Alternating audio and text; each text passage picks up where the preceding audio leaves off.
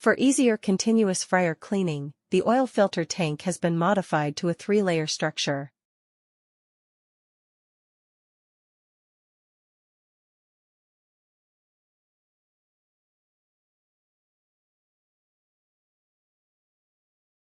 During installation, install the layers from smallest to largest as shown in the video, and then secure them.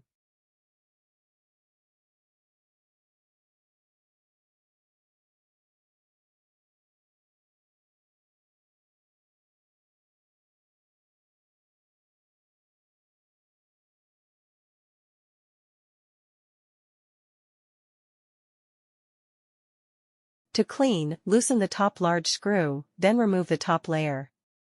All filter residue will adhere to the top layer, making cleaning easier.